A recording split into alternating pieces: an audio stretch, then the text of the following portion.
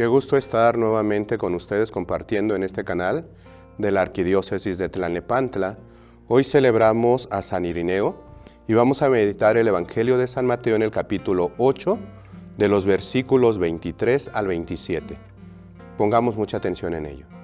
Del Santo Evangelio según San Mateo. En aquel tiempo, Jesús subió a una barca junto con sus discípulos. De pronto se levantó en el mar una tempestad tan fuerte que las olas cubrían la barca, pero él estaba dormido. Los discípulos lo despertaron diciéndole: «Señor, sálvanos que perecemos». Él les respondió: «¿Por qué tienen miedo, hombres de poca fe?». Entonces se levantó, dio una orden terminante a los vientos y al mar, y sobrevino una gran calma. Y aquellos hombres maravillados decían: «¿Quién es este, a quien hasta los vientos y el mar obedecen?». Palabra del Señor. Gloria a ti, Señor Jesús. Ayer decíamos que para poder seguir a Jesús hace falta saber dejarlo todo, y hoy vamos a agregar algo más. Hay que subir a la barca para poder cruzar al otro lado del lago. Subir a la barca implica subir a la iglesia. La barca representa a la iglesia. Y ayer decíamos que el Señor nos está llamando a todos.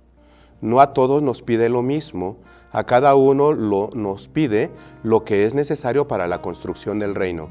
Porque recordemos que en esta segunda parte del Evangelio de San Mateo, lo importante es empezar a construir el reino de los cielos. Bueno, pues en esta ocasión, ya estando en la barca, viene una tempestad. La barca empieza a tener algo de movimiento y podría decir ahorita que lamentablemente la iglesia a lo largo de todo el tiempo ha sufrido turbulencias. Lo acabamos de pasar, por ejemplo, en esta pandemia, donde la turbulencia hizo que fallecieran muchos de nuestros seres queridos. La turbulencia ha provocado que muchos se queden sin trabajo, pero también es cierto que en algunos países, en la actualidad, se siguen viviendo turbulencias, como por ejemplo en Nicaragua, que se vive una persecución cruenta con derramamiento de sangre por el hecho de ser de Cristo. Cuando estaba en el seminario, tuve compañeros de Nicaragua que estaban en formación con nosotros en el mismo seminario. Y hoy quisiera aprovechar para pedir a todos ustedes una oración por todos ellos, porque el gobierno está persiguiendo a la iglesia en este país.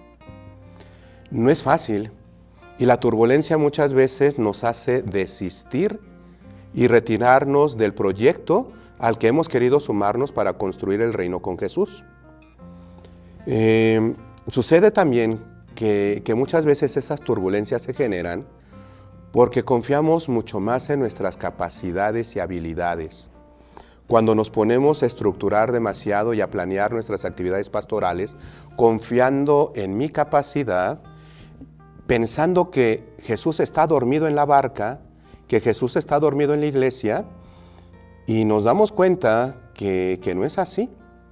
Les pongo un ejemplo de algo que me pasó cuando llegué a la comunidad de San José el Manzano en Huixquilucan. Era una capilla que se estaba convirtiendo en parroquia. Llego a ella y me doy cuenta de que es una capilla que está muy deteriorada, muy abandonada. Comienzo a pensar, voy a poner una losa de este lado para poder hacer salones en la parte de abajo. En la parte de arriba voy a construir por lo pronto un saloncito, pero va a ser después la casa parroquial. Voy a colocar iluminación de tal manera.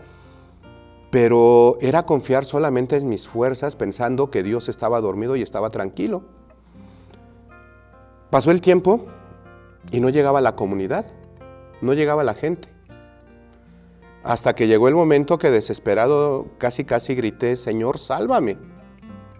Y lo mismo que sucedió en este texto del Evangelio, muchas veces confiamos, les digo, más en nuestras capacidades, pensando que Jesús está dormido, y cuando nos estamos hundiendo gritamos: «Sálvanos». Hay que tomar en cuenta que en todo momento dentro de la iglesia, Jesús está presente y es el que lleva el timón. Y también hay que considerar que la iglesia es el ambiente más propicio para poder llegar a la santidad y siendo discípulos de Jesús. Para poder construir la iglesia, para poder subir a la barca, entonces no lo podemos hacer con nuestras propias fuerzas. Podemos llegar a la terquedad y construir cosas buenas, bonitas. Pero si no es en base a la palabra predicada de Dios, en la celebración eucarística, en los retiros, en la hora santa, si no estamos inyectando el Espíritu de Jesús, no son iglesia. Pueden ser incluso ONGs, pero no son iglesias.